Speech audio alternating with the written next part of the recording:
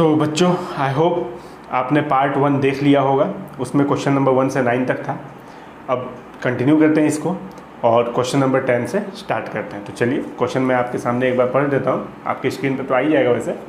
तो question number 10, A, B and C are partner in a business, sharing profit and losses in the ratio of 3:2:1. Their balance sheet as at 31st March 2021 was liabilities, asset, syndicator दिया हुआ है 16,000, general reserve 60,000, capital दिया हुआ है ABC का total 3 lakh है, cash in hand, cash at bank, sundry debtor, stock in hand, machinery, building. C retire from the business, मतलब ये रिटायरमेंट का क्वेश्चन है और ये ऐसा क्वेश्चन आ सकता है। मैं ये नहीं बोलता हूँ यही आएगा, ऐसा क्वेश्चन आ सकता है, आपको करके जाना चाहिए। कैपिटल एडजस्टमेंट तो हटा दिया गया है, लेकिन वो तो डिलीटेड है, वो तो नहीं आएगा, तो ऐसा क्वेश्चन आने का चांस है।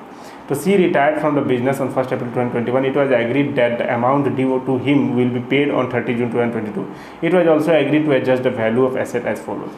Number 1, provide for doubtful debt 5% on sundry debtor, reduce stock by 5%, machinery by 10%, building to be revalued at 1,51,000, goodwill of the firm 1.5 lakh. A and B will continue to carry on the business and share profit and loss equally. Future में equally हो गया। Prepare revaluation account and partners capital account. Okay, तो 5 number का question है।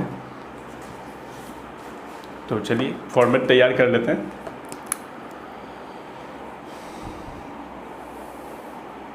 कुछ workings भी होंगे, तो वर्किंग्स हो जाएगा पीछे। ये आपका हो गया रिवैल्यूएशन और यहीं पे पार्टनर्स कैपिटल भी हो जाएगा।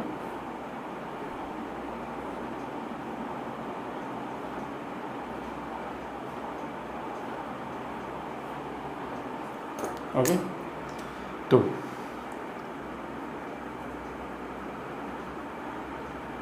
रिवैल्यूएशन अकाउंट, डेबिट, क्रेडिट, फिर आप यहाँ पे लिख सकते हो partners capital account. Okay, partner कौन कौन है? A B C, credit, debit, particulars,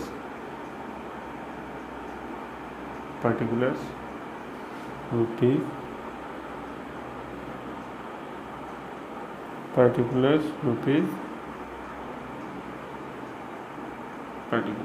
ठीक है।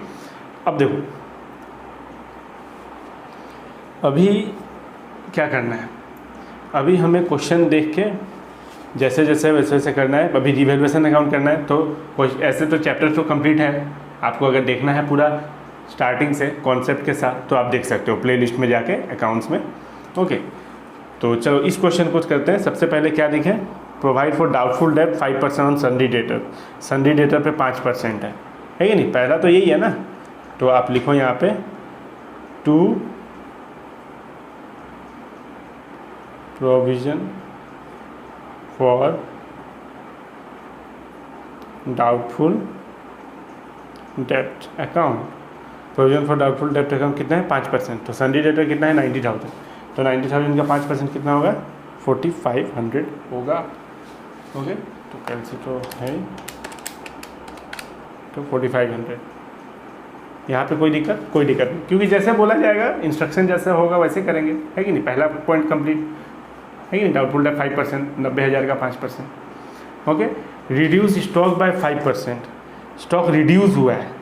ओके, स्टॉक रिड्यूस हुआ है कितना? बाय 5%, 5% से कम हो गया। तो यहाँ लिखेंगे टू स्टॉक अकाउंट कितना परसेंट से? 5% से। था कितना स्टॉक? 70,000। 70,000 का 5% 3,500, तो 3,500 से रिड्यूस हो गया। फिर मशीनरी बाय 10%, मशीनरी भी रिड्यूस हो गया। चलो ठीक है, कोई बात नहीं, रिड्यूस हो रहा है तो हो रहा है। 10% कितना? मशीन है आपका 60,000 का, 60,000 का 10% 6,000। ओके, फिर आपका बिल्डिंग है, building to be revalued, building 1,51,000 हो गया। पहले था कितना? 1,40,000 था, तो 11,000 बढ़ गया। तो अच्छी बात है, बढ़ गया तो इधर लिखेंगे बाय बिल्डिंग अकाउंट 11,000 रुपये इंक्रीज हो गया। ओके, और कुछ जो रिवैल्यूएशन में आ जाए ऐसा कुछ है नहीं। तो चलो इसका तो काम तमाम, ये तो हो चुका है आपका। कितना है? वैसे भी ये साइड बढ़ा है 6,000, 3,500 4,500 14,000 ओके, आ गया 3,000 रुपये यहाँ पे। और इस साइड आया तो क्या होता है, by loss transfer to A B C. A capital account, B capital account, C capital account, मैं बस शॉर्ट में लिख रहा हूँ। ओके, रेशियो कितना है, रेशियो कहाँ गया, 3:2:1 रेशियो है, 3:2:1। तो 3,000 मल्टीप्लाई 3/6, 1,500 आ गया पहला वाला, ये तो आपको आता ही होगा। फिर दूसरा वाला कितना है, दूसरा वाला 1,000 आ जाएगा, फिर 500 आ जाएगा। ओके, ये रहा आपका रीवैल्यूएशन अकाउंट। अब पार्टनर्स कैपिटल अकाउंट, उसके पहले कुछ वर्किंग्स करने हम लोग। ओके, वर्किंग्स करना ज़रूरी है, यहाँ पे कर लेते हैं working note. Okay, working note में सबसे पहले कैलकुलेशन ऑफ गेनिंग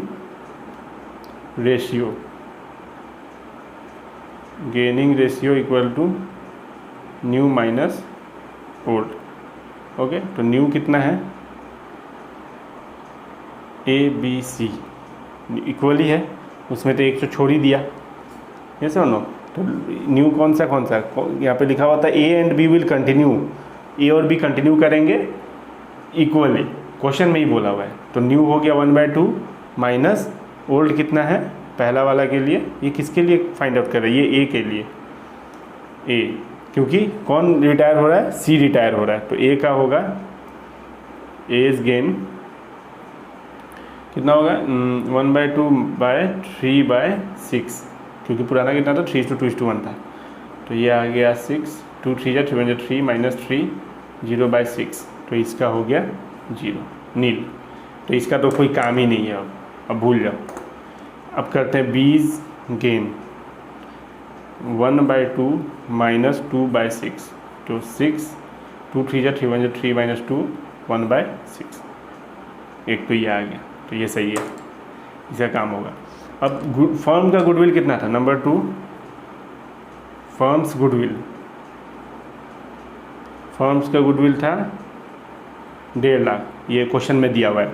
ओके, तो इसमें सी का शेयर कितना था, therefore C share of goodwill, ऐसे ही फाइंड आउट करते हैं, सारा सिखाया हुआ है आपको। अगर कुछ भी डाउट हो तो आप जाके देख सकते हो। तो कितना होगा, सी का कितना होगा, सी तो जा रहा है, तो 1/6 होगा रेशियो के हिसाब से। रेशियो कितना था, ओल्ड था 3:2:1, ठीक है। तो 1/6, तो इसके हिसाब से ये आ जाएगा 25,000 आ जाएगा। ओके, चलो ठीक। अब 25,000 कौन कौन देगा, ए और बी देगा, ए और बी देगा, पर ए तो देगा ही नहीं, इसका तो आया ही है 0, बाकी पूरा भरेगा बी। अगर ए देता तो आधा आधा हो जाता, लेकिन ऐसा हुआ नहीं, इस क्वेश्चन में तो नहीं हुआ। ओके, तो चलो अब दिखते हैं पार्टनर्स कैपिटल अकाउंट। सबसे पहले तो शुरुआत जैसे होती है वैसे करते हैं, बाय बैलेंस बी डी, कितना कितना है, 1 लाख है, 1 लाख है। ओके, फिर कहीं कोई जनरल रिजर्व वगैरह है तो देखो, आप जो है लिख देना है। जनरल रिजर्व कितना है आपका, जनरल रिजर्व कितना है 60,000, तो 3:2:1 में ओल्ड रेशियो में बनता है, ठीक है। तो 3:2:1 60,000 का, तो 60,000 का मल्टीप्लाई 3:2:1 3/6 30,000, तो इसका आ जाएगा 20,000 और इसका आ जाएगा 10,000। ओके, ये हो गया कि रिवैल्यूएशन में प्रॉफिट हुआ है या लॉस हुआ है, लॉस हुआ है, तो लॉस हमेशा डेबिट साइड में, रिवैल्यूएशन अकाउंट ब्रैकेट में लॉस। कितना कितना लॉस हुआ है, एक का 1,500, बी का 1,000, इसका 500। ओके, ये हो गया। चलो फिर सी, 2 सीज कैपिटल, सी जा रहा है अकाउंट, सी का कितना है, सी का है आपका 25,000, तो 25,000 रुपये दे कौन रहा है, कौन दे रहा है? बी देगा, ए नहीं देगा। तो बी के अकाउंट से डेबिट कर दिया जाएगा 25,000। ये तो हो गया। अब सी के कैपिटल में क्रेडिट हो रहा है तो बाय बीज कैपिटल अकाउंट, सी के अकाउंट में लिखेंगे। बी दे रहा है ना, तो बी यहाँ पे और सी के अकाउंट में लिखेंगे, क्योंकि सी के अकाउंट में क्रेडिट हो रहा है। ये डैश डैश, यहाँ तक तो कोई दिक्कत नहीं। अब सी का loan, to C's loan account, क्योंकि जो रिटायर होता है उसका बैलेंस के ऊपर ही लिखा जाता है। ये भी कॉन्सेप्ट मैंने दे दिया। जो बैलेंस सीडी लिखते हैं ना, उसका ऊपर इसका लिखा जाता है, सी जो जाता है। तो पहले तो टोटल कर लेते हैं। टोटल कौन बना है? इधर 1,30,000, तो 1,30,000 हम लोग लिख देते हैं। तो 1,30,000 इधर भी कैसे आया पता है ना? 1,30,000 ये बड़ा है ना, 1,30,000, फिर 1,20,000, फिर इधर भी 1,20,000 हो गया। फिर इधर 1,35,000, इधर भी 1,35,000। अब हम लोग क्या करते हैं, नॉर्मली हम लोग क्या करते हैं, इसका जो बैलेंस है यहाँ पे लिख देते हैं, टू बैलेंस सीडी के अगेंस्ट में लिख देते हैं। पर अगेंस्ट में ही लिखेंगे, सी का नहीं लिखेंगे। ओके, क्योंकि ये सी रिटायर हो रहा है और सी का जो लोन अकाउंट बनता है, ये समझो। तो हमें इस कारण इसको यहाँ पे लिखना होगा 500 कम करके, तो 1,34,500 ये तो हो गया। अब बाकी इसका 1,20,000 में से 26,000, तो 1,20,000 में से 94,000, तो ये 94,000 सीडी के अगेंस्ट में, और 1,30,000 में से 1,500 हो जाएगा तो कितना हो जाएगा? 1,28,500, 1,28,500। ओके, तो ये रहा आपका partners capital account working note के साथ। तब 5 नंबर आपको मिलेगा। ओके, चलिए आते हैं नेक्स्ट। चलिए क्वेश्चन नंबर 11। ओके, क्वेश्चन आपके स्क्रीन पे आ जाएगा, पढ़ देता हूँ एक बार। Balance sheet of a firm as at 31 March 2021 was liabilities asset दिया हुआ है, free hold property, investment, sundry डेटा, stock, loan to Y, cash at bank, XYZ का कैपिटल, टोटल यहाँ पे, sundry creditor, profit and loss. Okay, चलो, तो firm was dissolve, dissolution का क्वेश्चन है, पता चल गया।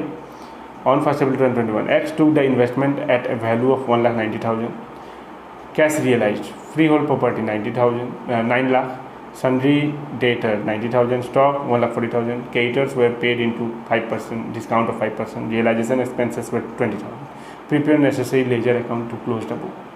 मतलब हमें यहाँ पे realisation account, partners capital account and bank account तीनों ही बनाने होंगे, वो भी बहुत जल्दी है कि नहीं, टाइम नहीं रहता एग्जाम में। तो आपको सोचना नहीं है, एक बार क्वेश्चन रीड के पहले तो फॉर्मेट तैयार कर लेना है। इसमें तो जगह लगेगा, क्योंकि रियलाइजेशन में पहले तो लिख लिया जाता है। ओके, पहले ऐसे ही रखते हैं, यहाँ पे इतना रियलाइजेशन के लिए रख लेते हैं।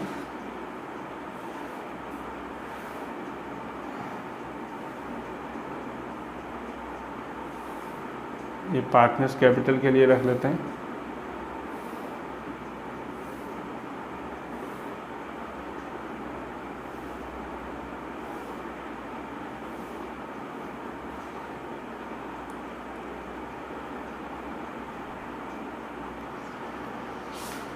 यहाँ पे बैंक अकाउंट के लिए रख लेते हैं।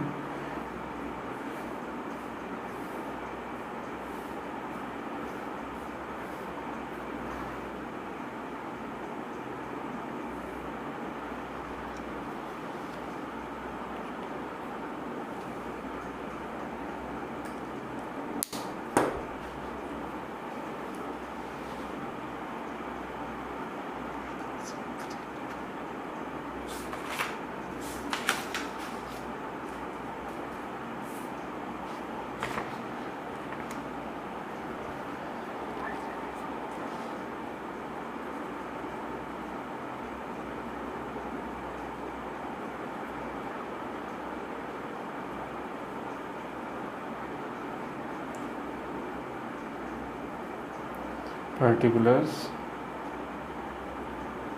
particulars, partners capital account, debit credit, okay, X Y Z, X Y Z, okay.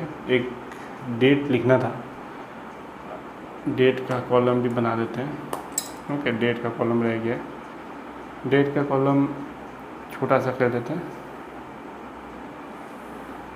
हो जाएगा इतना में। डेट पार्टिकुलर्स, डेट पार्टिकुलर्स, फिर बैंक अकाउंट,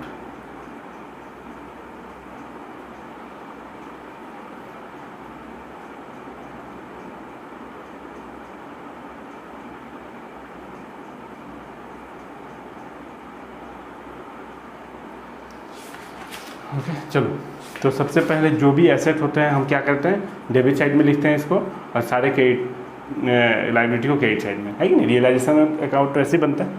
चलो, टू सन्ड्री एसेट, है नहीं, सारे एसेट को यहाँ पे लिख देते हैं। क्या क्या है, फ्री होल्ड प्रॉपर्टी कितना, 8 लाख,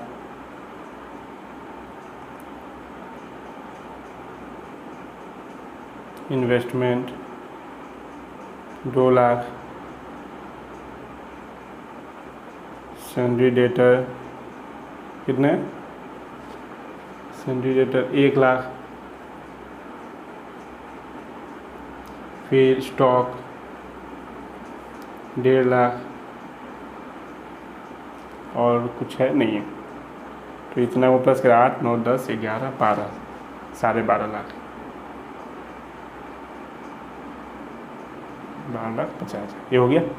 अब सारे लाइबिलिटी को जैसा सीक्वेंस है उस सीक्वेंस में करोगे तो कभी गलत नहीं होगा। सन्ड्री क्रेडिटर्स कितना है, सन्ड्री क्रेडिटर्स 2 लाख, फिर और कुछ है, और कुछ तो है नहीं है। चलो, अब रियलाइज करते हैं इधर से इधर जो भी है, तो चलो, बाय बैंक अकाउंट, है कि नहीं, एसेट रियलाइज्ड, ये आप ब्रैकेट में लिख लो। तो क्या क्या है, free hold property, free hold property कितना है, कितना में हुआ है। चलो, अब आ जाओ यहाँ पे, अब additional information, free hold property 9 lakh, तो फ्री होल्ड प्रॉपर्टी 9 1 2 3 4 5, फिर आपका है क्या है, सन्ड्री डेटर, ये सब मैं कहाँ से लिख रहा हूँ, एडिशनल इन्फॉर्मेशन से। सन्ड्री डेटर कितना में बोला गया है, 90,000 में। चलो, ये भी हो गया। स्टॉक, स्टॉक कितना में बोला गया है, स्टॉक बोला गया है 1,40,000 में। आपको सोचना नहीं है कि प्रॉफिट हो रहा है या लॉस हो रहा है, मैंने आपको कॉन्सेप्ट दे दिया है, ओके। तो ये हो गया 9 10 11,30,000, 11,30,000, ओके। और क्या है, x took the investment, x ने इन्वेस्टमेंट ले लिया, ठीक है, बाय इन्वेस्टमेंट ब्रैकेट में एक्स कैपिटल, एक्स ने लिया है, कितना में लिया है, 1,90,000। चलो, अब आ जाओ इधर, टू बैंक अकाउंट ब्रैकेट में पेमेंट, ओके। तो टू बैंक अकाउंट में क्रेडिटर, क्रेडिटर है इसमें, creditor were paid in to discount of 5%, discount of 5%, creditor को 5% डिस्काउंट पे, तो क्रेडिटर था कितना, क्रेडिटर था 2 लाख माइनस 5%, 1,90,000, तो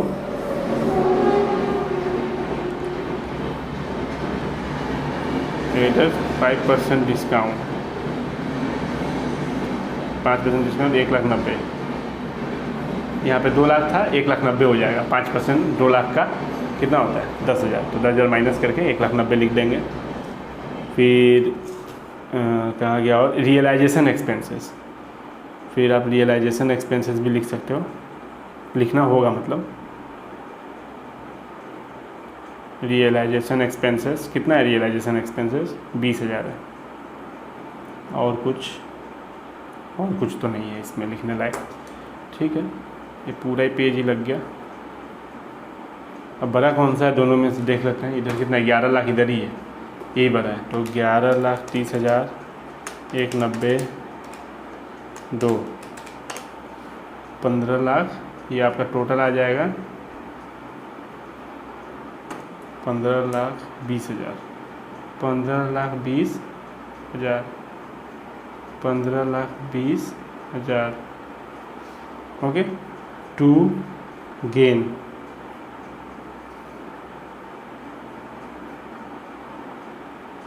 ट्रांसफ़र टू XYZ, ट्रांसफ़र हो जाएगा। तो पहले माइनस कर लेते हैं। 15,20,000 में से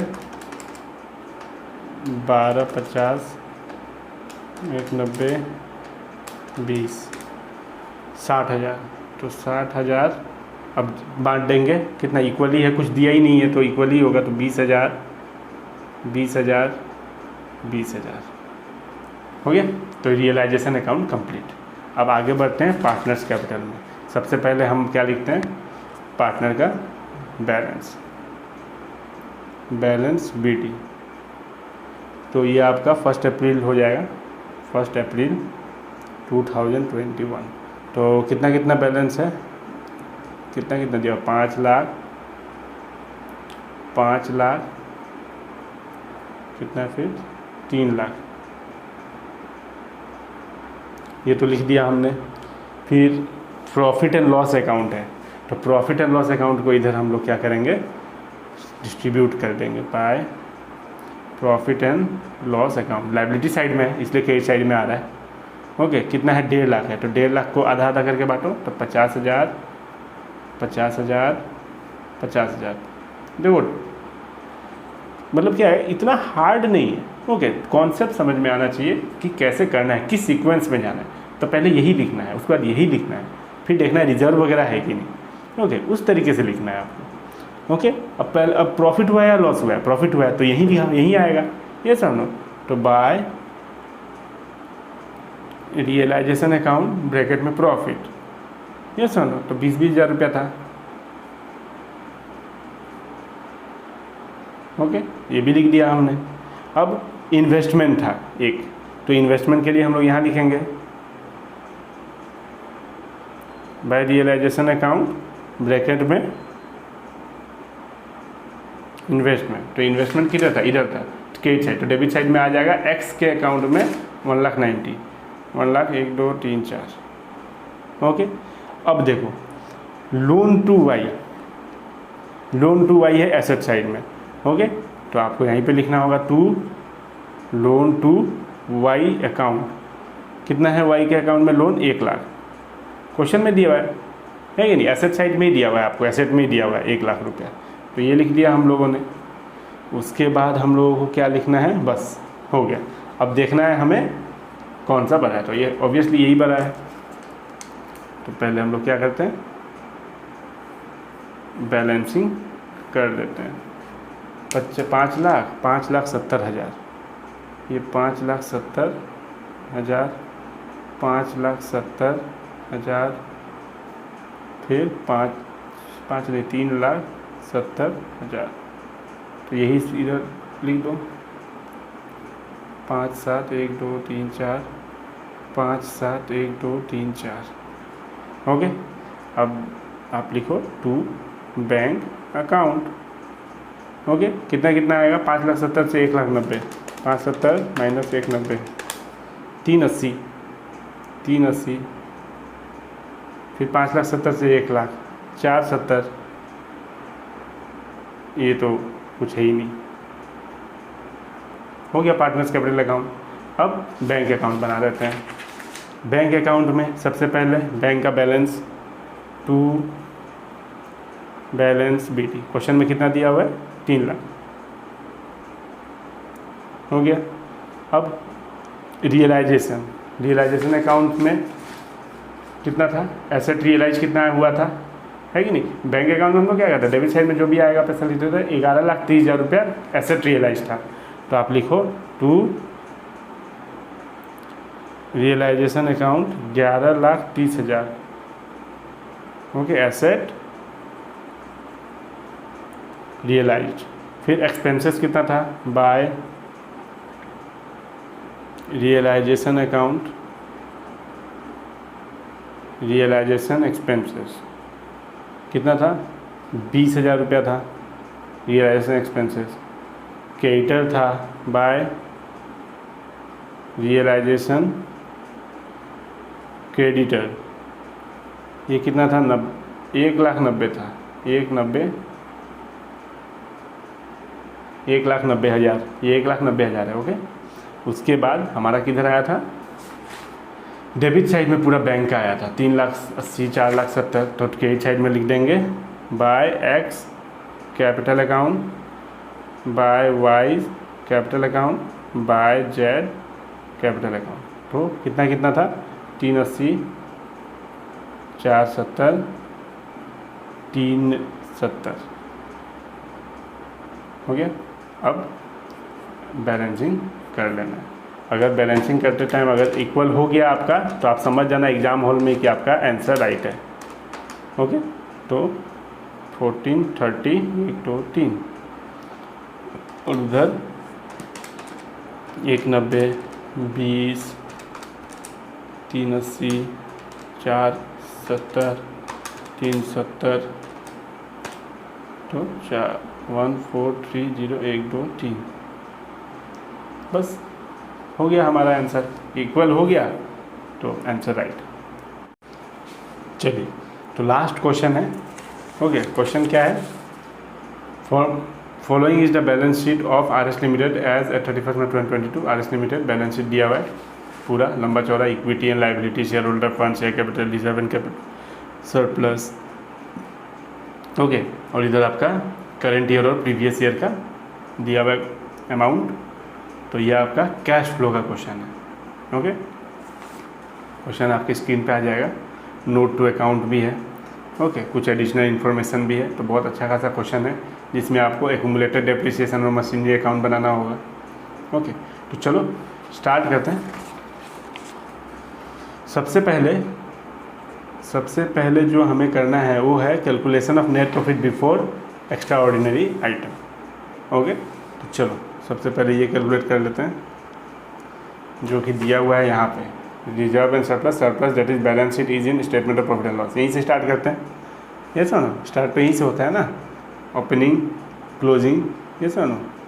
तो क्लोजिंग आपका कितना दिया हुआ है, 2,50,000, क्लोजिंग ये है, ओपनिंग ये है। तो लेस करेंगे, उसके बाद जो भी आंसर आएगा, प्रोविज़न फॉर टैक्स जो भी है ऐड करेंगे उसको। प्रोविज़न फॉर टैक्स कितना है, 2 लाख रुपया है, ओके, क्लोजिंग का। और उसके बाद हमारा एक्स्ट्रा ऑर्डिनरी आइटम आ जाएगा। तो चलो सबसे पहले, आई होप आपको समझ में आ रहा है। ये कैश फ्लो भी मेरा कंप्लीट है। अगर आपको कोई भी दिक्कत है तो आप जाके पहले वहाँ से सीख सकते हो, उसके बाद ये देख सकते हो वीडियो। लेकिन हाँ, पहले कॉन्सेप्ट ले लेना आप, ओके, क्योंकि सैम्पल पेपर करने के पहले कॉन्सेप्ट लेना ज़रूरी है, ओके। और ऐसा क्वेश्चन आने का चांस भी बहुत ज़्यादा है। तो कैश फ्लो का क्वेश्चन वैसे भी आएगा ही, ओके। तो चलो स्टार्ट करते हैं। सबसे पहले एक वर्किंग जो है अपना वो कर लेते हैं। तो वर्किंग में आप लिखो calculation of net profit, calculation of net profit before tax and extra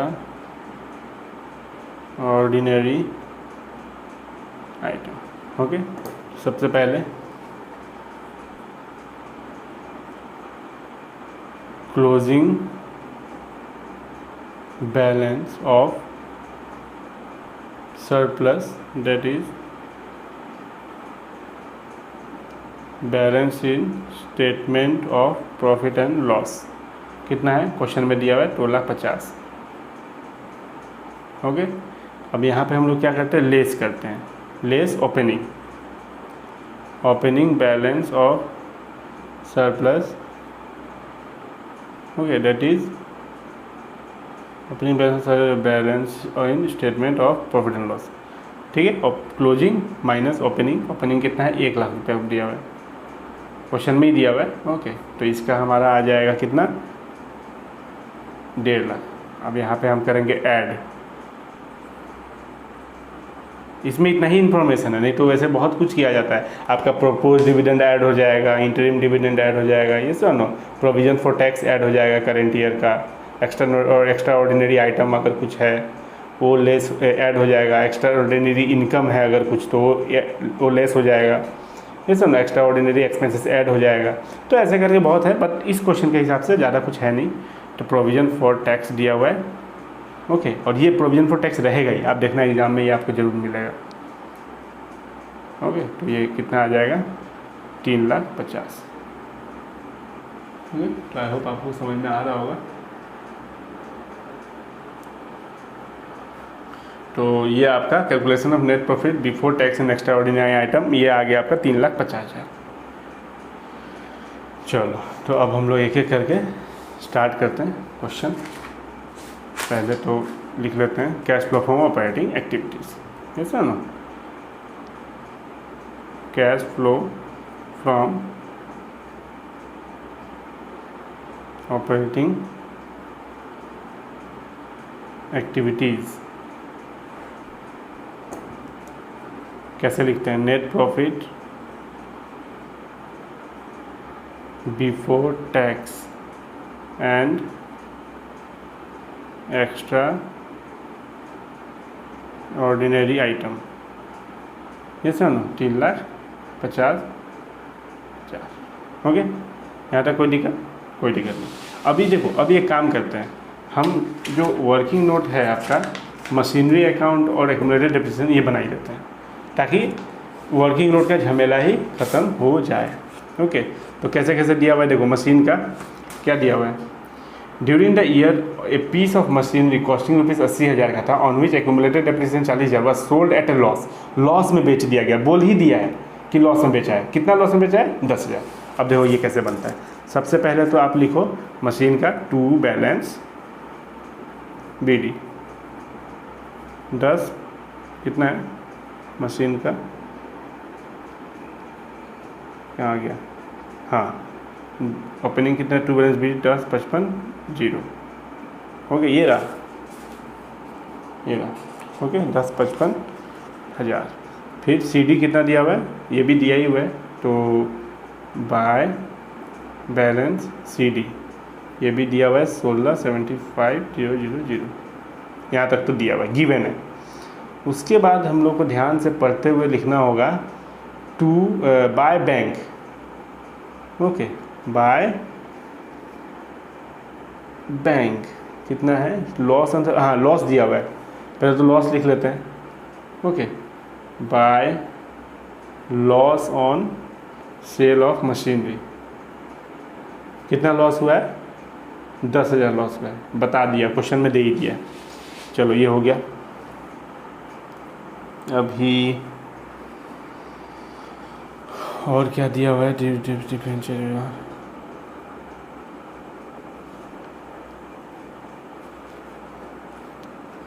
accumulated depreciation कितना है 40,000, तो एक्यूमुलेटेड डेप्रिसिएशन भी लिख लेते हैं, बाय एक्यूमुलेटेड डेप्रिसिएशन कितना आ गया, एक्यूमुलेटेड डेप्रिसिएशन 40,000। ओके, देखिए यहाँ पे आपका क्या है, सब गिवन है। 80,000 का मशीन का कॉस्ट था, ये सब ना, कॉस्ट प्राइस मशीन का 80,000 था, उसमें से एक्यूमुलेटेड डेप्रिसिएशन कितना लग गया 40,000। ओके, तो ये बच गया 40,000, और 30,000 and was sold at loss of 10,000 loss में बेचा है।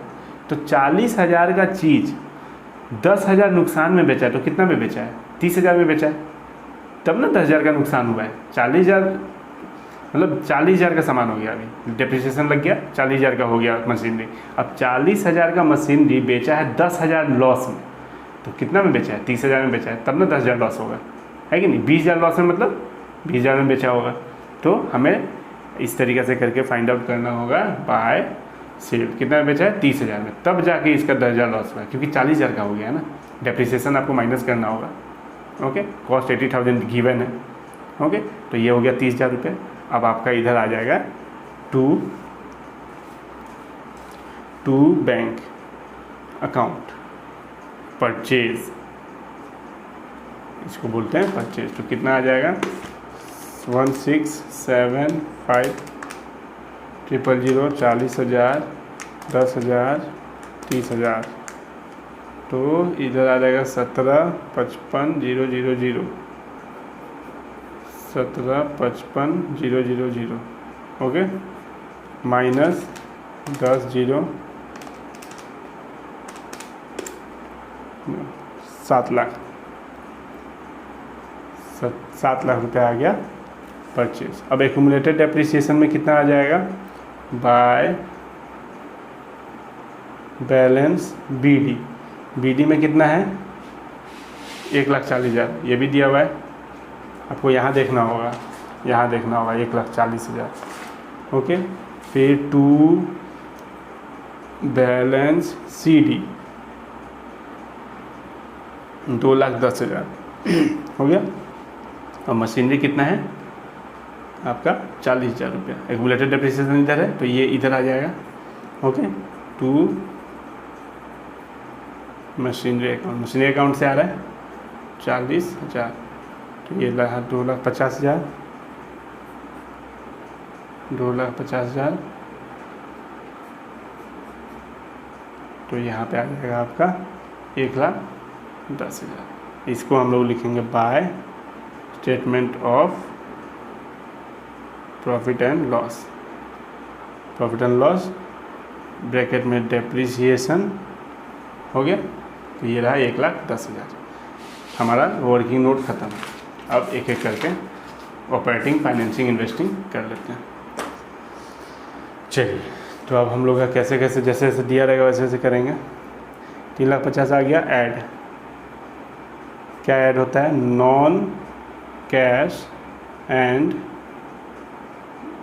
नॉन ऑपरेटिंग चार्जेस या एक्सपेंसेस, आप जो भी लिख सकते हो, चार्जेस या एक्सपेंसेस भी लिख सकते हो आप। ओके, अब देखो क्या क्या है।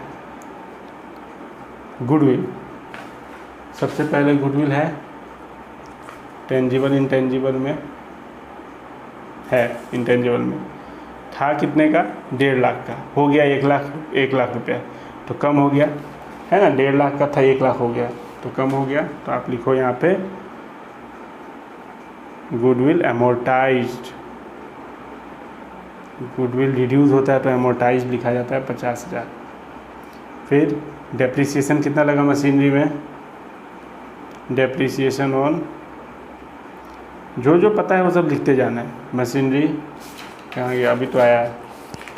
डेप्रिसिएशन लगा है मशीनरी में 1,10,000 हो गया, ये भी हो गया। फिर और क्या क्या लिख सकते हैं, और जो भी लिख सकते हैं पहले एक एक करके एक काम करते हैं हम। इन्वेस्टिंग, यहाँ पे ऑपरेटिंग हो गया। ओके, यहाँ पे हम लोग बना लेते हैं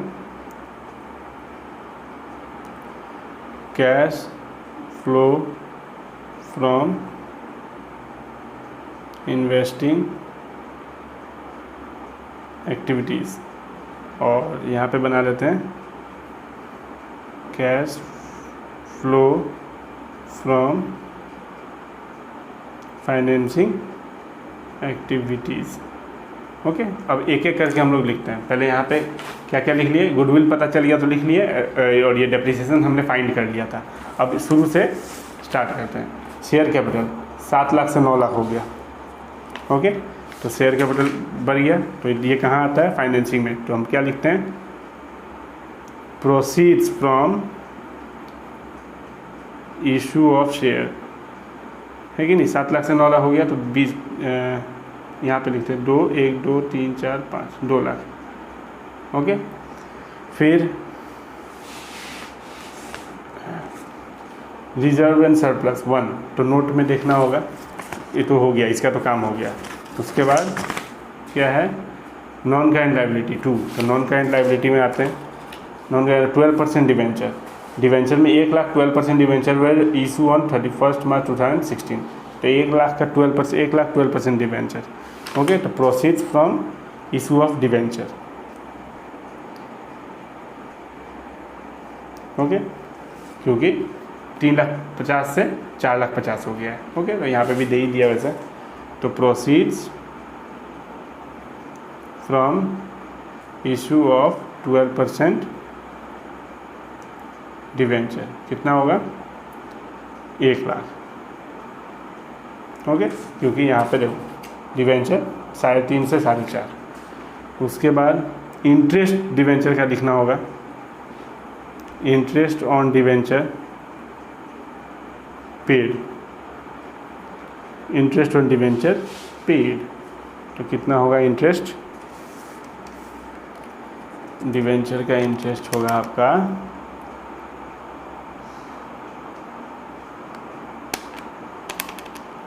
कितना है प्रीवियस ईयर का? 42,000 है ना प्रीवियस ईयर का। 3,50,000 है प्रीवियस ईयर का लगता है डिवेंचर, ये याद रखना। हाँ, ये सब बहुत कुछ याद रखना होगा। 3,50,000 का कितना परसेंट? 12%। ओके, ये मैं लिख देता हूँ यहाँ पे 3,50,000 इंटू 12/100। ओके, तो 3,50,000 इंटू 12% तो 42,000। तो ये लेस होता है। ओके, आप यहाँ भी लिख सकते हो। उसके बाद क्या है और? Bank overdraft. उसके बाद ही है बैंक ओवरड्राफ्ट। 75,000 से 1,50,000 हो गया, ये तो गड़बड़ है, ज़्यादा हो गया। बैंक ओवरड्राफ्ट ज़्यादा होना नहीं चाहिए। बैंक ओवरड्राफ्ट कितना ज़्यादा हो गया? 75,000 से 1,50,000, 75,000 रुपये ज़्यादा हो गया। 75 से ऐड हो जाएगा। ओके,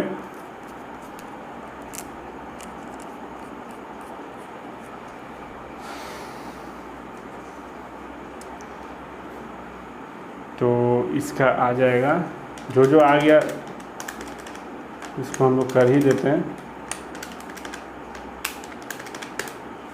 333,333,000। ओके, ये हो गया। फिर अब आते हैं इन्वेस्टिंग में। मशीन परचेज हुआ है, कितना में हुआ है? मशीन परचेज होने से लेस होता है परचेज ऑफ मशीनरी। मशीन कितना में परचेज हुआ है? 7,00,000 में। सब हमने फाइंड आउट कर लिया है। 7,00,000 में मशीन हो गया। सेल हुआ है मशीन, सेल ऑफ मशीनरी कितना में सेल हुआ है? 30,000 में सेल हुआ है मशीनरी। ओके, तो 30,000 सब मैं वर्किंग नोट से लिख रहा हूँ। ओके, उसके बाद आप लिख सकते हो, इसके अगेंस्ट में एक बात और लिखना था, ये थोड़ा नीचे लिख देता हूँ। 333,000। ओके, इसके अगेंस्ट में अभी लिखना होगा ना, cash flow from financing activities. Okay, तब जाके ये आया। उसके बाद सेल हो गया, परचेज हो गया, परचेज ऑफ, फिर और कुछ परचेज, नॉन करेंट इन्वेस्टमेंट, ये भी तो है टेंजिबल इन्वेस्टमेंट, नॉन करेंट। 1,00,000 से 1,50,000 हो गया। ठीक है, तो बढ़ गया, मतलब हमने ख़रीदा है। तो परचेज ऑफ नॉन करेंट, कुछ छूटना नहीं चाहिए, छूट जाएगा तो गड़बड़ हो जाएगा। ओके, और ये परचेज हुआ है तो सब ब्रैकेट में, यहाँ देखो नॉन करेंट इन्वेस्टमेंट परचेज हुआ ना, 1,00,000 से 1,50,000 का हो गया, तो ज़रूर होगा। बस चलो, अब यहाँ पे तो है नहीं कुछ और, तो 7,50,000 में से 3,00,000, 7,50,000, 7,20,000 रुपया माइनस में, 7,20,000 माइनस में, तो इसका लिखते हैं हम लोग cash used in investing activities. Okay, cash use in investing activities, ये आ गया, ये आ गया। अब ऑपरेटिंग का बारी। ऑपरेटिंग में जो आता है जल्दी लिख लेते हैं। इंटरेस्ट ऑन डिवेंचर आएगा, इंटरेस्ट ऑन डिवेंचर वही हम लोग लिखे हैं ना यहाँ पे इंटरेस्ट ऑन डिबेंचर 42,000, तो यहाँ लेस होता है पर यहाँ ऐड होता है। ये सब ध्यान देने वाली बातें हैं। ओके, और कॉन्सेप्ट चाहिए तो आप शुरू से वीडियो देख सकते हो। कैश फ्लो का अलग से प्लेलिस्ट है, कैश फ्लो का अलग से प्लेलिस्ट बनाया हुआ है। Loss on sale of machinery, loss हो गया ना, कितना लॉस हो गया मशीन बेचने में? 10,000 रुपये का लॉस था मशीन बेचने में। ओके, तो ये आपका आ जाएगा, एक तो ये है ही।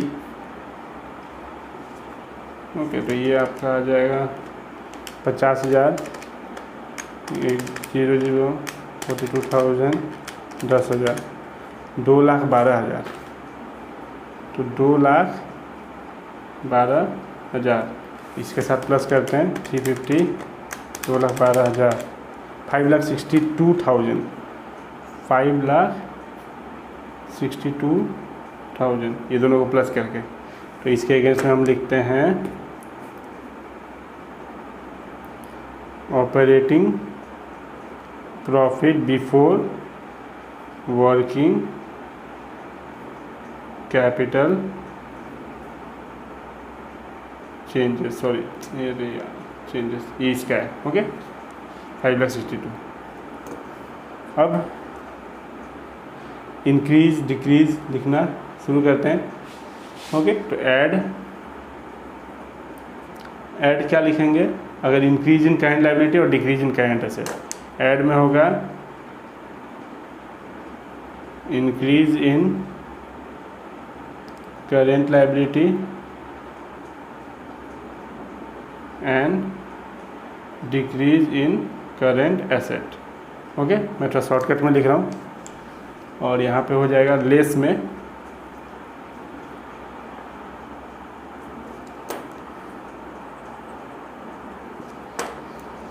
लिखिए decrease in current liability, decrease in current liability and increase in current asset. तो decrease in current liability, increase in current liability क्या क्या है? Increase in current asset, current asset increase हो रहा है तो लिखेंगे लेस में इन्वेंट्री। इन्वेंट्री कितना इंक्रीज हो रहा है? इन्वेंट्री किधर है? 50,000, 72,000 माइनस 122,000, 50,000। देखो इन्वेंट्री 72 से 1,22,000 हो गया, 7 नंबर 72 से 1,22,000 हो गया। देखो 72 से 1,22,000 हो गया। तो increase in current asset less हो गया, फिर इंक्रीज इन कहाँ गया? Increase in current asset 50,000 less, फिर बस हो गया और तो कुछ है नहीं। तो इसको माइनस करके 5 लाख कितना आएगा? 12,000 रुपया, 5,12,000। ओके, अब cash generated from operating activities, cash generated from operating activities. अब यहाँ पे और कुछ ज़्यादा है नहीं, less income tax paid. Okay, यहाँ तक समझ में आ गया आपको? इसमें कुछ है नहीं तो इसको ब्लैंक छोड़ देते हैं। ओके, यहाँ पे बस इन्वेंट्री आ जाएगा, उसको माइनस करके हम लोग यहाँ लिख दिए, इसके अगेंस्ट में लिख दिया cash generated from operating activity less income tax paid. Income tax कितना है? यहीं पे तो था, कहाँ गया? हाँ, इनकम टैक्स है आपका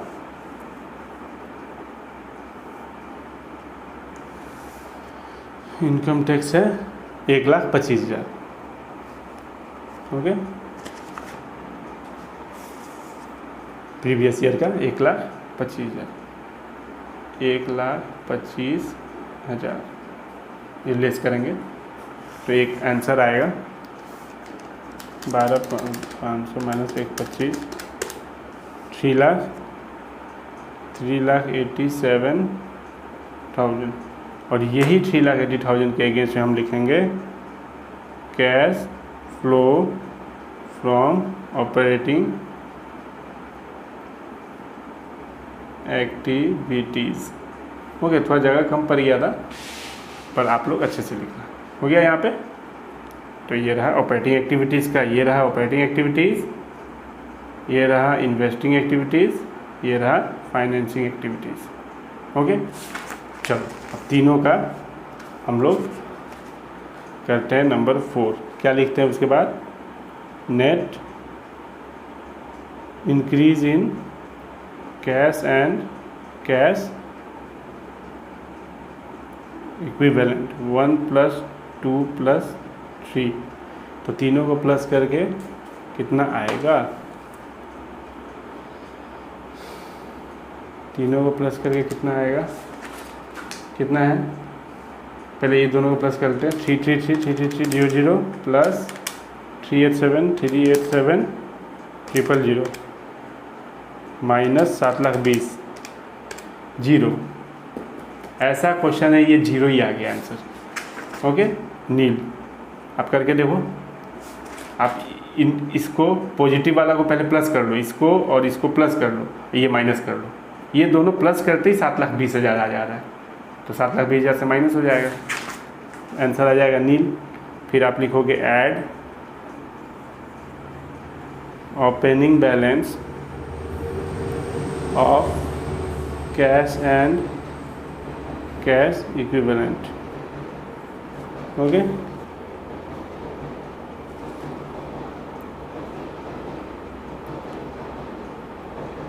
जिसमें करंट इन्वेस्टमेंट भी ऐड होता है, जिसमें करंट इन्वेस्टमेंट भी ऐड होता है। ये याद रखने वाला कॉन्सेप्ट है। और कैश एंड कैश इक्विवेलेंट कितना आ जाएगा? 70,000 और 43,000, 1,13,000। और number 5 closing balance of cash and cash equivalent. इसमें भी करंट इन्वेस्टमेंट क्लोजिंग वाला, देखो यहीं पे है करंट इन्वेस्टमेंट, ये दोनों ऐड होता है, करंट इन्वेस्टमेंट और कैश एंड कैश इक्विवेलेंट, ये प्लस हो जाता है। ओके, तो ये ओपनिंग क्लोजिंग। तो ओपनिंग का कितना है? 40,000, सब दिया हुआ है ये। ओके, करंट इन्वेस्टमेंट 40,000 और कैश एंड कैश इक्विवेलेंट 73,000। हो गया। तो 1,13,000, 1 2 3 हो गया 1,13,000। तो ये भी और ये भी दोनों मैच। तो यही था क्वेश्चन आपका, और यही था आपका सैम्पल पेपर, आईसीटी का सैम्पल पेपर। चलिए, तो आई होप आपको समझ में आया होगा। ओके, अच्छे से तैयारी करो एग्ज़ाम का, पैनिक नहीं होना है। ओके, आराम से समझ के करना है, चाहे 2 घंटे का बजे 3 घंटा लगे ओके समझने में, पर समझ के जाना है एग्ज़ाम में, और थोड़ा फास्ट ही करना है, क्योंकि टाइम मैनेजमेंट ज़्यादा ज़रूरी है। अकाउंट्स में एक ही चीज़ मेन है, टाइम मैनेजमेंट। बच्चे को आता है पर वो नहीं कर पाते, बच्चे आके बोलते हैं मुझे कि सर टाइम नहीं हुआ। ओके, तो इस चीज़ का ख्याल रखना। अगर 2 मार्क्स का क्वेश्चन है तो ये नहीं कि 15 मिनट लग जाना चाहिए, 2 मार्क्स का क्वेश्चन जल्दी हो जाना चाहिए, ताकि आपको 5 मार्क्स का क्वेश्चन के लिए टाइम मिल जाए। Okay, so all the very best for your term 2 accounts exam.